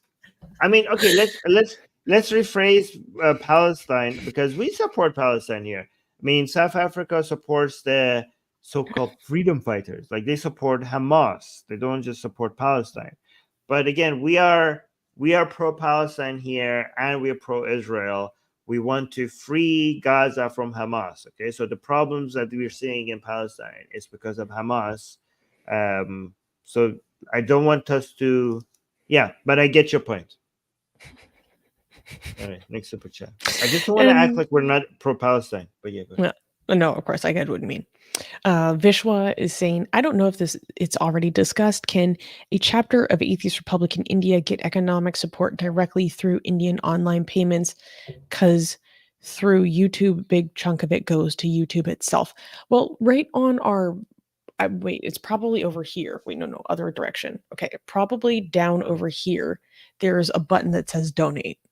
No, that comes on after the stream, right? Yes, I will turn that on once the stream is over. And yeah, the button will be right there. That will make that, yeah, those donations come 100% comes to Atheist Republic. 100% of it. They won't take a cent of it because yeah, so do that. But yeah, I will turn that on after the stream is over. Wait, go on. Or you don't even have to wait till after the stream. You can go to our channel and click on any single video that has the little green fundraiser button. And then on the right side, there will be a donate button, and YouTube will cover the cost of all transfer fees to us. But thank you, Vishwa. That's very kind of you. Thank you for contributing. Also, I mean, we're going to be talking about a way that you can support Atheist Republic at the end of this show. So stay tuned. Mm-hmm. Mm-hmm. I'm going to put myself down for the next news. Can I clap for the next news? Oh no, this is like our main tragic news of the day. Oh, okay. Well, don't start saying next news before I completely put myself down, because sometimes you say it in the middle. All right. Oh, I was going to almost clap. All right. Next news. Next news. She cursed Muhammad. Pakistani man receives life sentence for murder of teenage Greek girlfriend. In Athens, a 23-year-old Pakistani man received a life sentence for the murder of his 17-year-old Greek girlfriend, Nicoletta, in a crime fueled by religious and cultural conflict. The defendant murdered Nicoletta in a fit of rage, claiming she insulted the Prophet Muhammad during a heated argument. His chilling testimony describes the escalation of the altercation, culminating in her strangulation. Quote, "I pushed her off the bed and told her to stay there. She kept cursing me and Muhammad, and I got angry. I grabbed her by the neck. After some seconds, I saw her eyes were closed."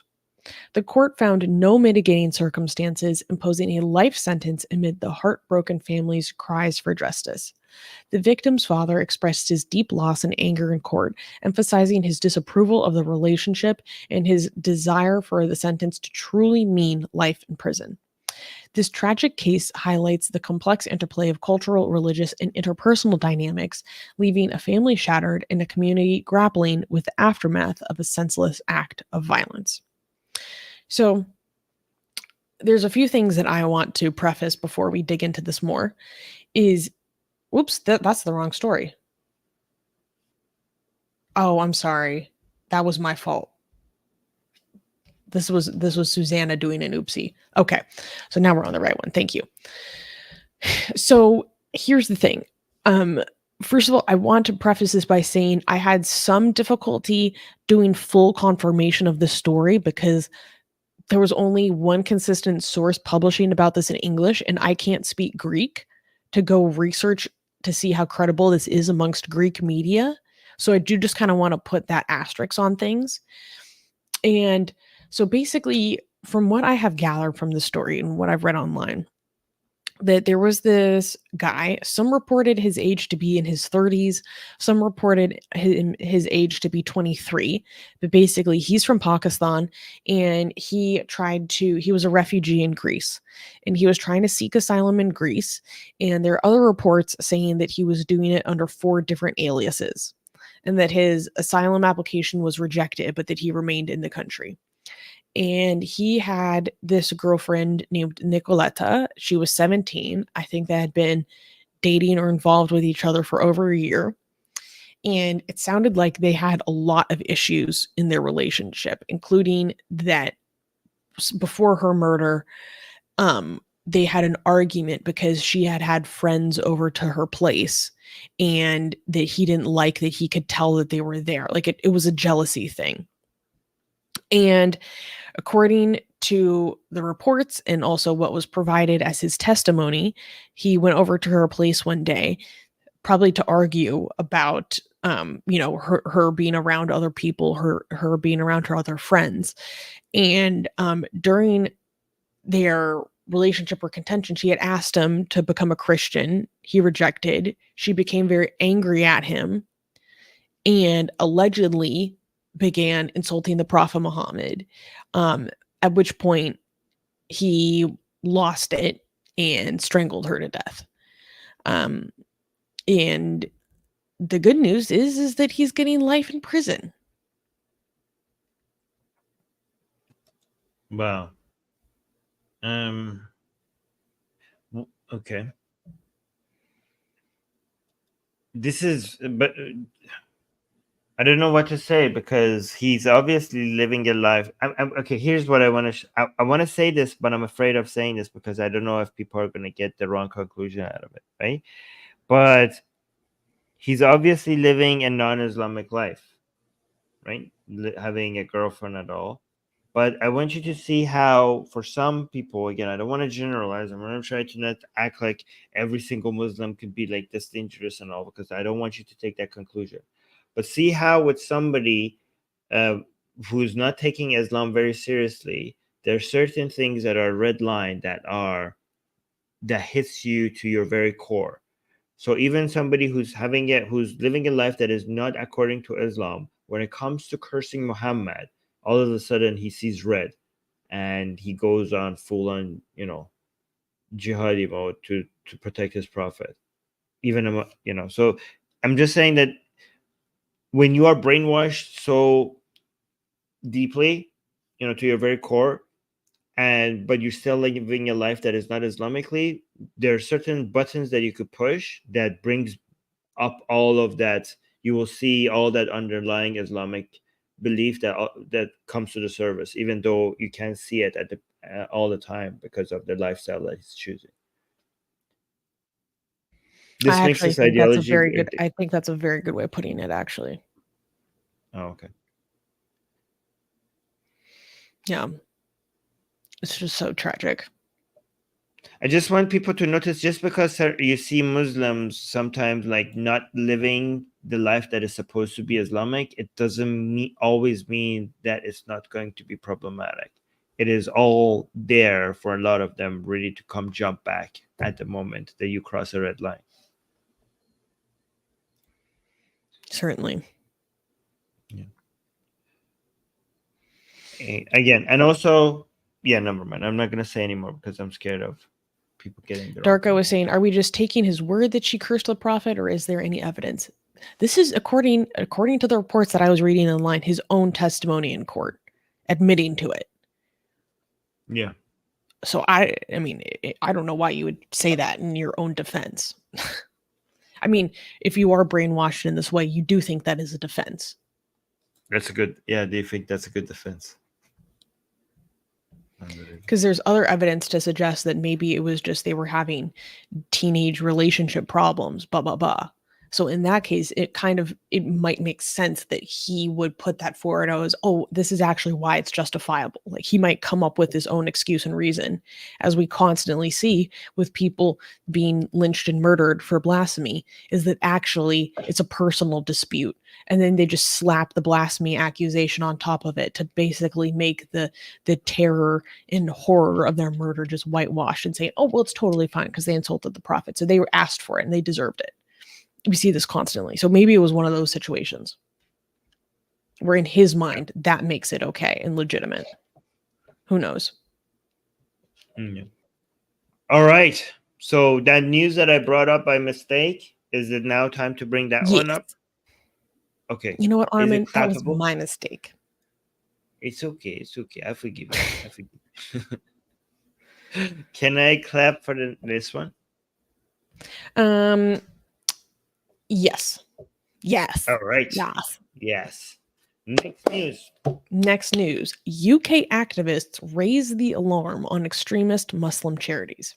The National Secular Society, joining forces with other organizations, has urgently called for the Charity Commission to investigate 8 Islamic charities accused of delivering sermons that promote extremist content. These sermons, made in the wake of an attack by Hamas on Israel, have allegedly included starkly anti-Semitic messages with calls for the destruction of Israel and prayers for the defeat of the quote-unquote usurping Jews. One of their sermons, for example, included a preacher's wish for Allah to, quote, scatter them and rip their groups apart, destroy their houses and homes. Another invoked an Islamic prophecy about trees and stones guiding Muslims to Jews to kill them. That's becoming very common nowadays. These inflammatory messages have been linked to a recent surge in hate crimes, highlighting the potential impact of such rhetoric on community tensions. Megan Manson of the National Secular Society stressed the seriousness of the issue, stating, quote, the hateful rhetoric turned out by these charities is fanning the flames of division that we most need to promote cohesion and tolerance. This move challenges the appropriateness of the so-called advancement of religion as a charitable purpose, especially when it potentially fuels extremism and societal discord. So I was very happy to see this because basically a number of UK charities, and I believe Richard Dawkins actually was a signatory to this letter to the Charity Commission, are raising the alarm on a lot of charities that are Islamic, and they are charities under the provision that says that they are non-taxable because they are for the advancement of religion. And the problem is that this provision under advancement of religion actually does have certain criteria for it, meaning that the charities must ensure that they do not promote unlawful guidance, hatred, or glorify terrorism. So basically, the people raising the alarm in these are saying that they're violating the criteria of their charitable purpose, essentially, by spouting off hateful rhetoric and promoting extremism pretty explicitly. For example, here are some examples. The Abdullah Quilliam Society, in a video on the charity's Facebook page on the Israel-Hamas war, Harun Hanif called the BBC coverage of the conflict complete lies and said no British army can overpower you. He said Muslims should continue waging your war for Allah and his messenger, and added, we are large in numbers right now, 2 billion. If the 2 billion just marched on Israel, it's all over. If they spat in the direction of Israel, it's all over. Do you think that that is for the advancement of religion as a charity, Armin? I mean, it is giving what Islam teaches, so, but we don't like the advancement of a religion. I've heard that a lot. A lot of people say, like, if all Muslims just spat on Israel, it will be so much spit that it will just drown them. Like, I don't know why you keep saying that. And a lot of people say, like, if every Muslim takes a bucket of water, that would be enough water to drown all of Israel.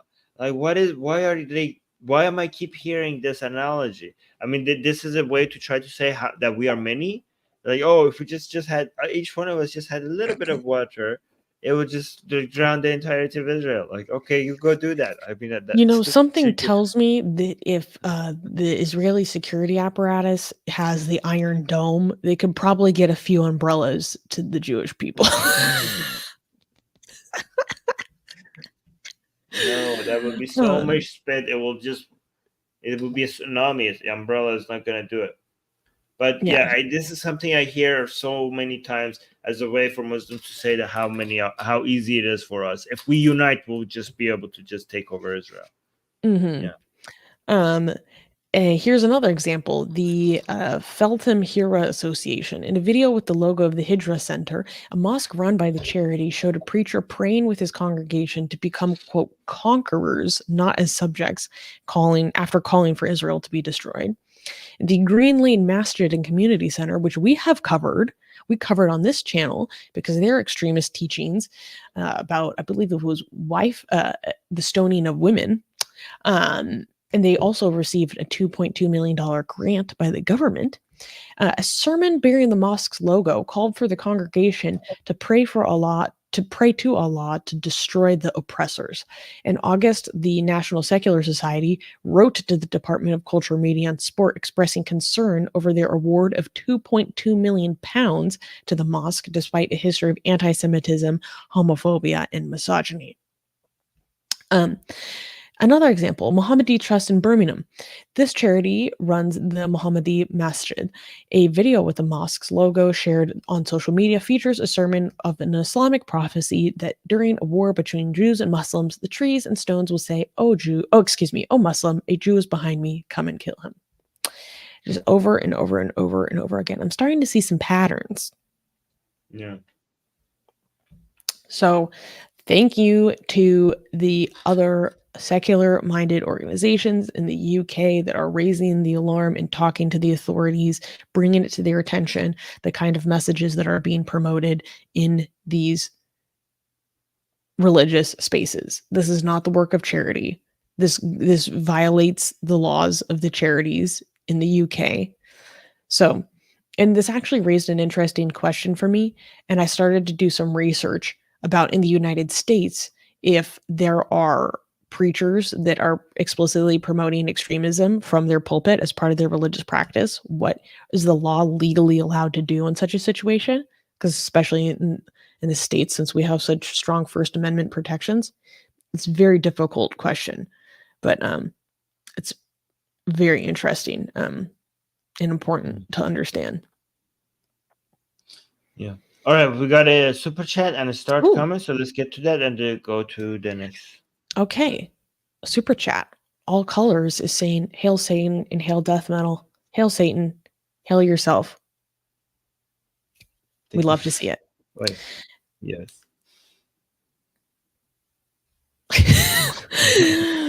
I really like this comment. Chaos are these supposed to be horns? Right. It's devil horns.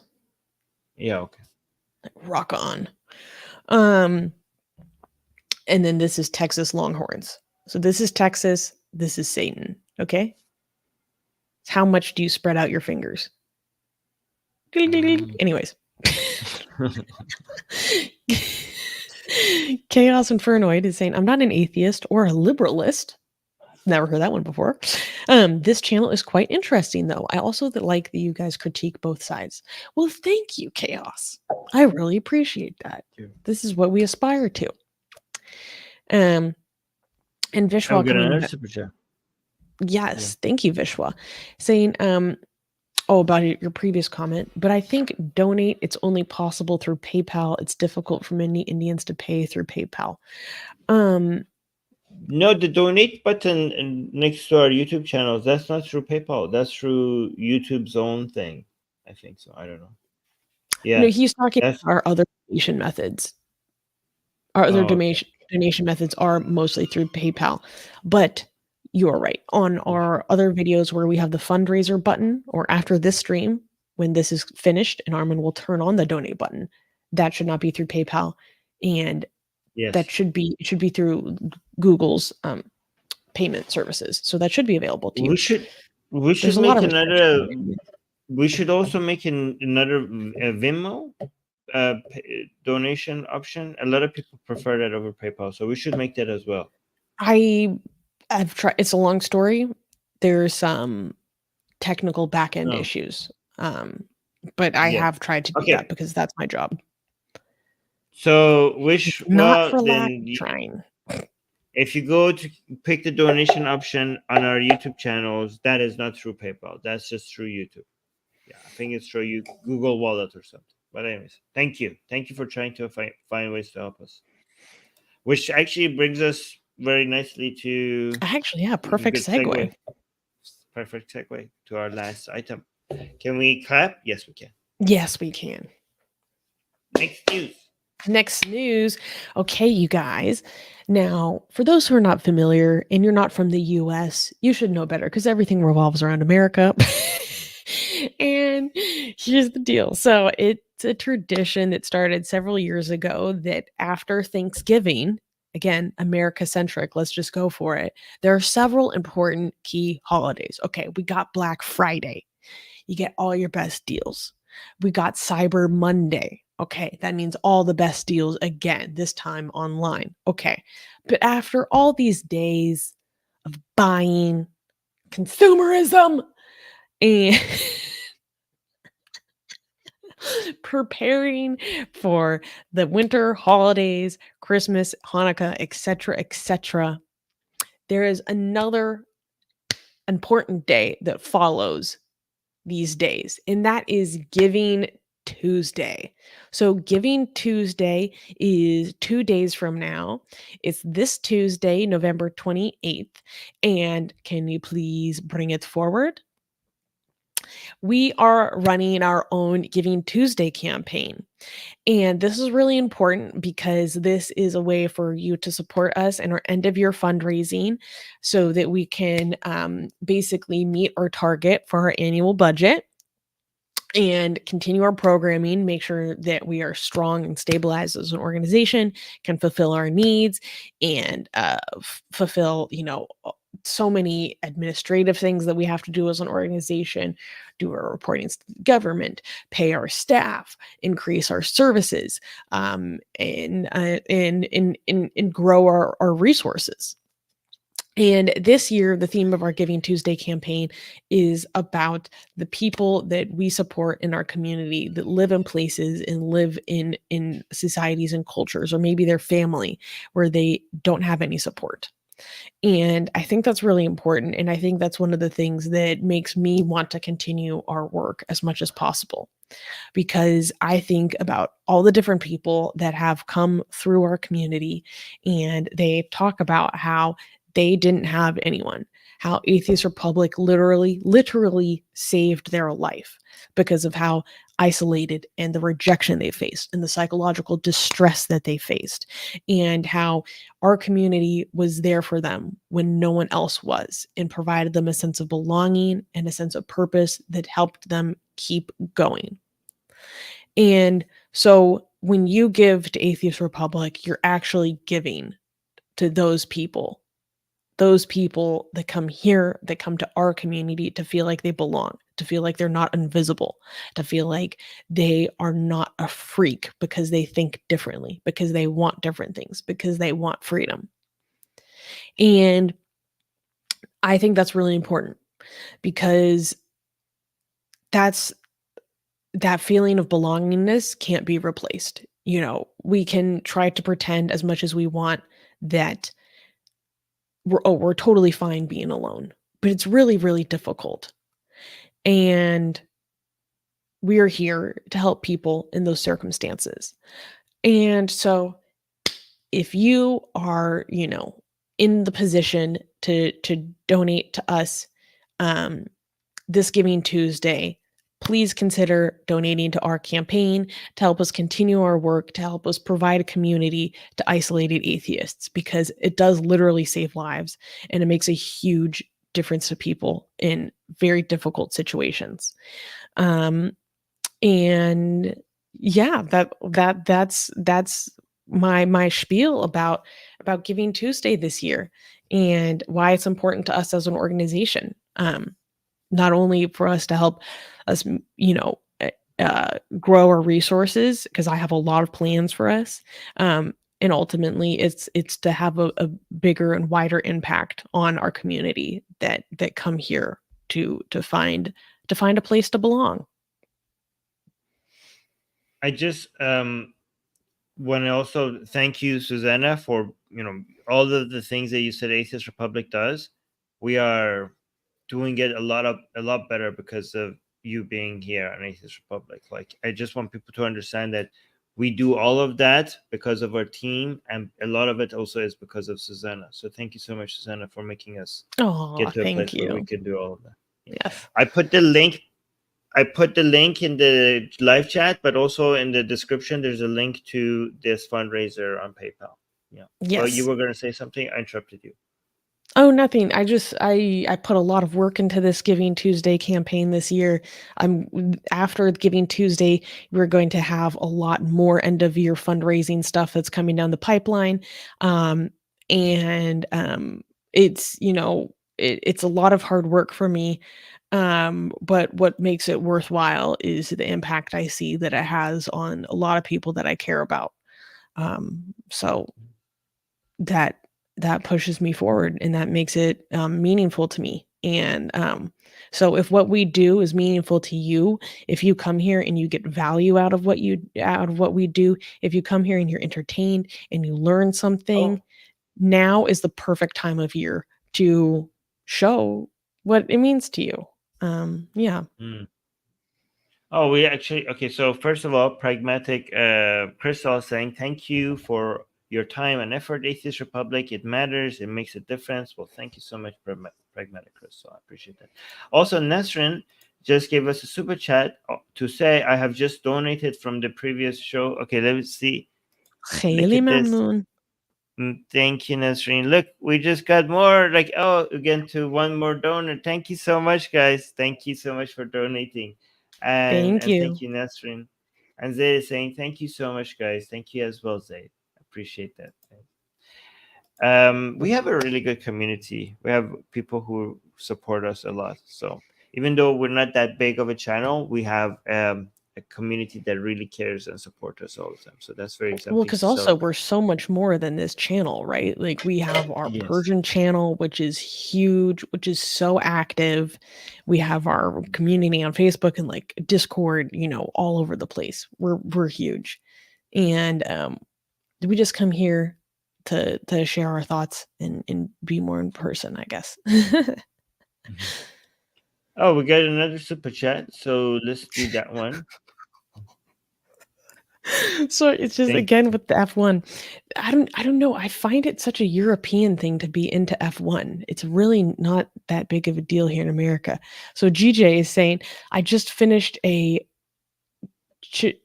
chipotle pudding. Okay, sounds good. With chocolate sprinkles, of course, because Dutchman Max Verstappen finished an indescribable 2023 Formula One season. I already idolized him, but now he equals a god. I'm not into that, but that's I am a European. Exactly. That's what I'm saying.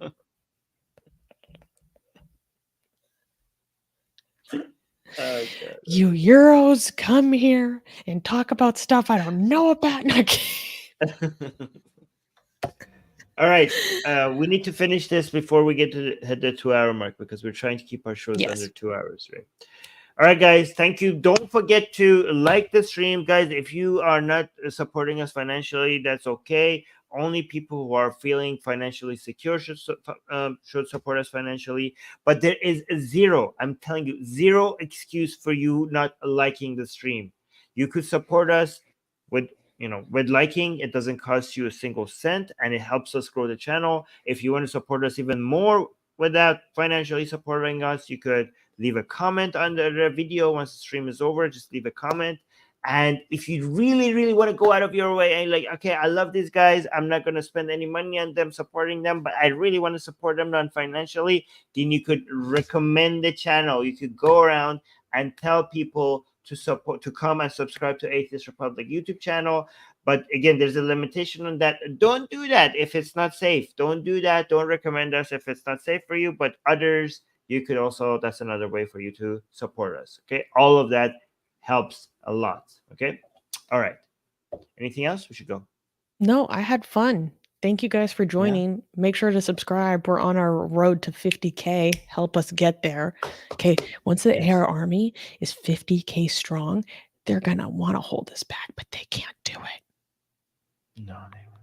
That's only just the beginning. That's only when the ball starts really rolling down the hill. All right, guys. Yeah, that will take over it all. We will be a force for liberalism, and we need that right now, guys. You need to support liberal forces, and that includes Atheist Republic. Once we get to 50K, we're unstoppable, as Susie said. We're all about that LWO, liberal world order, baby. Yeah, we are. All right, guys. Bye.